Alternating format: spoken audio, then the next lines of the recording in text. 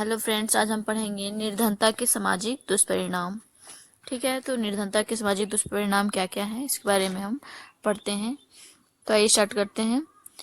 एक सामाजिक आर्थिक समस्या के रूप में भारत में निर्धनता के दुष्परिणाम जो है वो निम्नलिखित रूप में देखा जा सकता है। पहला है अपराध में वृद्धि।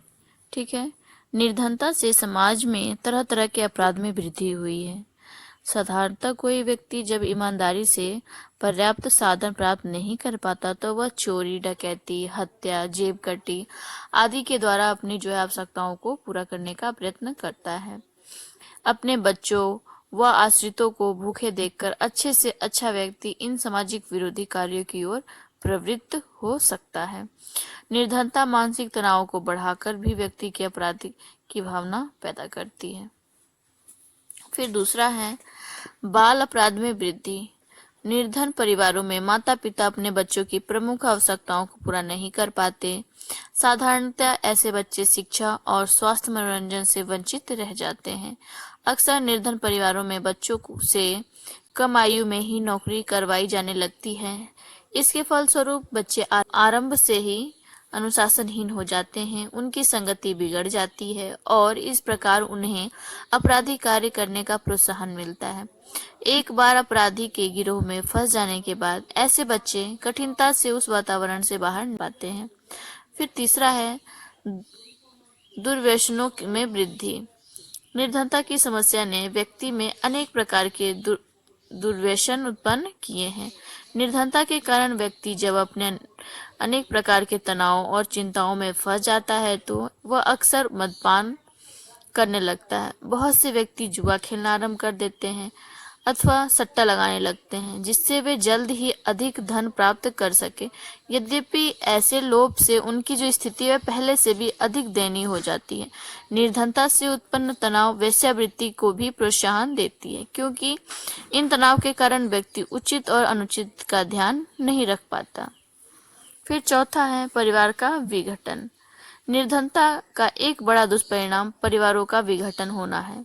निर्धनता की स्थिति में परिवार के सभी सदस्य एक दूसरे पर अविश्वास करने लगते हैं। घर में कलह का वातावरण बन जाता है और कभी कभी परिवार अनैतिकता का केंद्र भी बन जाता है। ऐसी स्थिति में सदस्यों में पारस्परिक प्रेम समाप्त हो जाता है और सभी लोग अपने अपने स्वार्थ को पूरा करने में लग जाते हैं।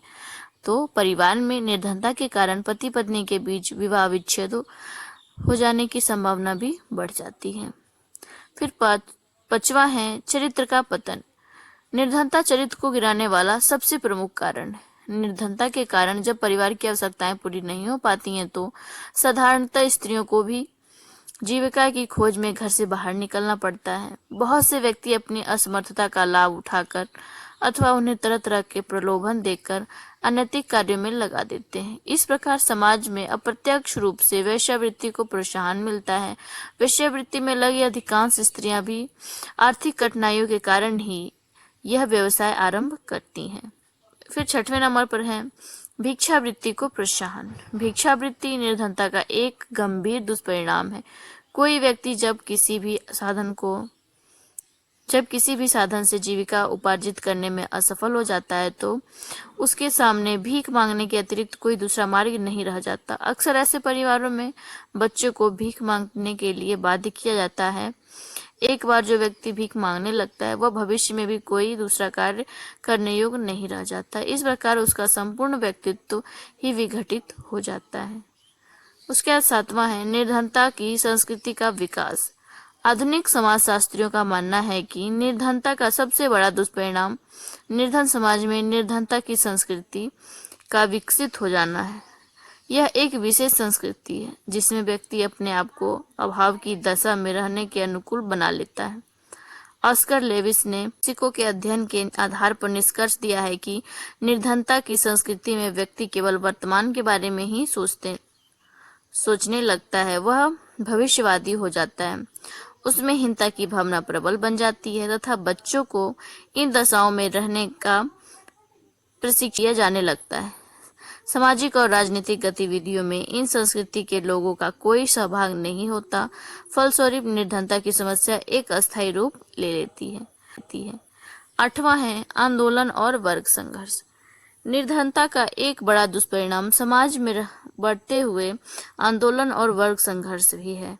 निर्धनता के कारण अधिकांश आंदोलन किसानों, मजदूरों और जनजातियों द्वारा चलाए जाते हैं। भारत में नक्सलवादी आंदोलन वर्ग संघर्ष का ही परिणाम है, जिसने आज हिंसक रूप ले लिया है।